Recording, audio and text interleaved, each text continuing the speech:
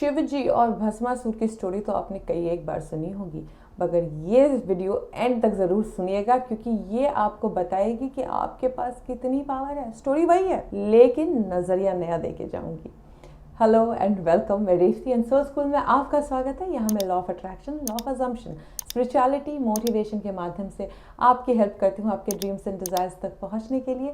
तो अगर नए इस चैनल पे तो सब्सक्राइब का बटन ज़रूर दबाइए और ये वीडियो पसंद आए तो लाइक ज़रूर कीजिएगा। तो भाई आप लोगों ने भस्मासुर की तो स्टोरी ज़रूर सुने होंगे, लेकिन अगर नहीं सुनी है तो मैं एक बार सुना देती हूँ, फिर वो नया नज़रिया बताऊँगी आपको। तो भस्मासुर शिव जी की तपस्या में लग पड़े, बहुत तपस्या की। शिव जी को उन पे दया आ गई, बहुत खुश हो गए, बहुत प्रसन्न हो के भोलेनाथ चले, बोले मांगो भस्मासुर तुम क्या मांगते हो। भोलेनाथ की बात सुनकर भस्मासुर खुश हो गया। उसने बोला कि आप प्रभु मुझे आप ऐसा वरदान दीजिए कि मेरा हाथ जिस चीज पर भी जाए वो भस्म हो जाए। फिर क्या था, भोलेनाथ रहे भोले, बिना सोचे समझे तथास्तु कह दिया और भस्मासुर लग पड़ा उसी भोलेनाथ के पीछे उनको भस्म करने के लिए। भागते भागते शिव जी आगे तो बढ़े, लेकिन स्टोरी बाद में बताऊंगी शिव जी कैसे बचाए अपने आप को भस्मासुर से। ये फर्स्ट पार्ट ऑफ स्टोरी से आपको सीखने की ज़रूरत है कि हम कई एक बार भस्मासुर क्रिएट कर देते हैं अपनी लाइफ में, जाने अनजाने, बिना सोचे समझे। कुछ लोगों के हाथ में पावर दे देते हैं, ये नहीं सोचते हैं जिनको आप पावर दे रहे हैं कहीं वो आपका ही बुरा ना कर बैठे। मोहित हो जाते हैं, भोले बाबा की जैसा बिना सोचे समझे तथास्तु कह देते हैं। और हम कैसे देते हैं पावर? अगर आप यंग हैं और टीनेजर हैं या फिर बहुत अर्ली स्टेजेस में हैं अपनी लाइफ के, तो सामने वाले से बिना जाने पहचाने, बिना परखे अपने सीक्रेट शेयर करके, फिर क्या है, फिर तो उनके पास आपकी डार्केस्ट सीक्रेट है और वो उसको कभी भी यूज़ कर सकते हैं आपके खिलाफ। बना दिया ना भस्मासुर।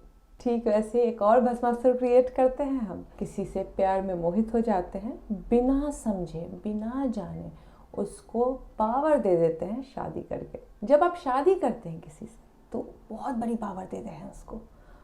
और फिर क्या होता है, अगर आपने बिना सोचे समझे सिर्फ मोह में आकर शादी कर ली तो फिर वही, जैसे शिव जी के पीछे भस्मासुर दौड़ रहा था उनको भस्म करने के लिए, लाइफ वही बन जाती है वैसे कपल्स की। वो पावर देने के बाद परेशान होकर घूमते हैं कि अब करे तो करे क्या, भस्मासुर तो बना लिया। ठीक वैसे ही कई बार हम बिजनेसेस में भी भस्मासुर बना लेते हैं, जाने ना जाने किसी के साथ कुछ स्टार्ट कर लेते हैं, बिना जाने परखे कि जिसके साथ स्टार्ट किए हैं वो उस लायक भी है कि नहीं बिजनेस पार्टनर बनने के, है ना।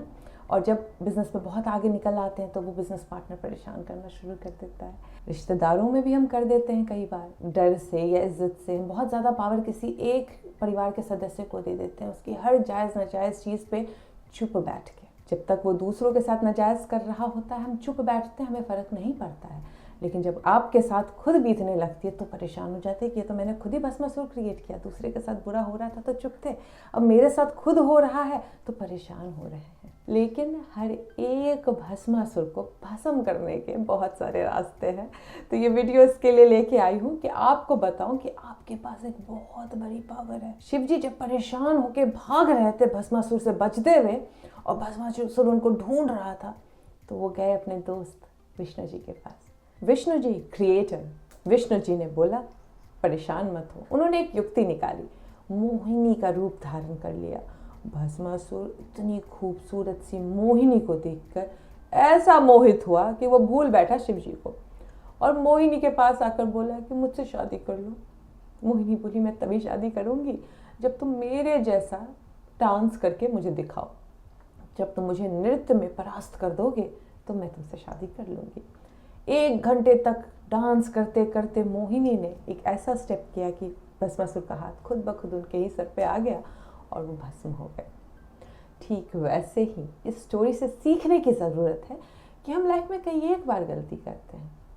हो सकता है कि कई बार हम किसी की अच्छी बातें, चिकनी चुपड़ी बातों में आ गए, किसी पे दया करके कुछ पावर दे दिया, या किसी के प्यार में पड़कर कुछ गलत डिसीजन ले लिया, या किसी से बहुत ज़्यादा ओवर शेयरिंग करके उसको भस्मासुर बना दिया। तो कोई बात नहीं, हमारे पास अट्रैक्शन और अजम्पशन का सहारा है।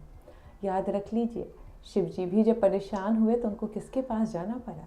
क्रिएटर, क्रिएशन, विष्णु, है ना।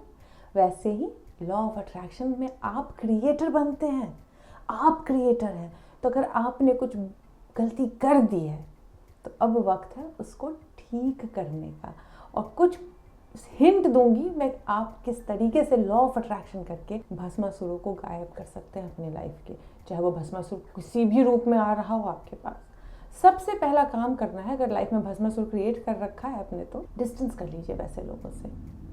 वैसे लोग जो आपकी अच्छाई को समझ नहीं सके, आपकी दया को समझ नहीं सके, आपके करुणा को समझ नहीं सके, आपका एडवांटेज उठाने के बाद आपके ही पीछे पड़ गए हैं, वैसे योगा में बोलते हैं ना, पशु लेवल के लोगों से बात करने की ज़रूरत नहीं है। वो ह्यूमन लेवल में नहीं आते वैसे लोग कि अच्छाई किए गए को भूल जाते हैं किसी की। लेकिन अब आपको बचना है, बिकॉज वो तो अब ह्यूमन लेवल में है ही नहीं, अब वो पशु लेवल में आ चुके हैं।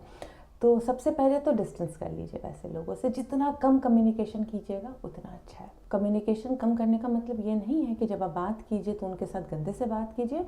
तमीज़ तो फिर भी रखनी है, बिकॉज हम इंसान हैं, पशु लेवल पे हम नहीं उतर सकते। दूसरी एक चीज़ करनी होगी, आपको लिस्ट ऑफ पॉजिटिव एस्पेक्ट लिखना होगा उसी भस्मासुर का। अनफॉर्चुनेटली अगर पीछा छुड़ाना है, अगर आपको उसके वाइब्रेशन से बाहर निकलना है, अगर दूसरा भस्मासुर नहीं क्रिएट करना है, तो उसी भस्मासुर का लिस्ट ऑफ पॉजिटिव एस्पेक्ट लिखना शुरू कर दीजिए।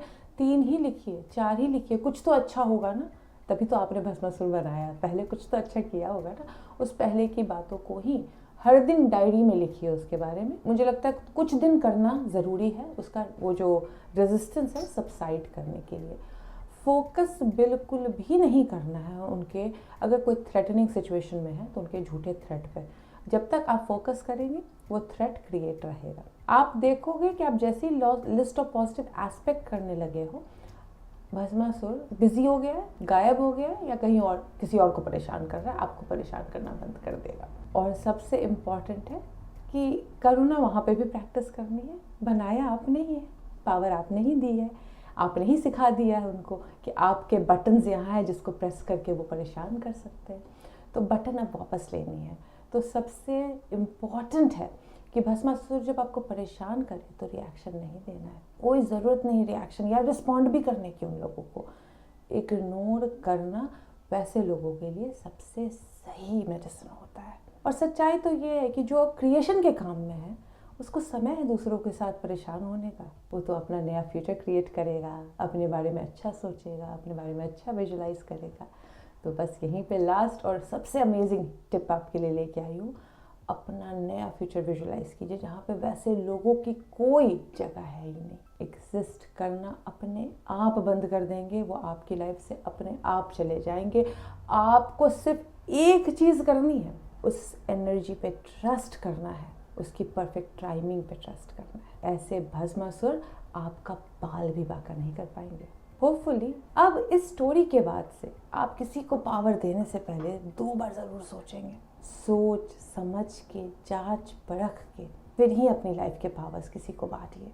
चाहे वो ज्ञान के रूप में हो, चाहे वो सीक्रेट्स के रूप में हो, चाहे वो शादी के रूप में हो, चाहे वो बिजनेस के रूप में हो, या फिर किसी और भी रूप में हो।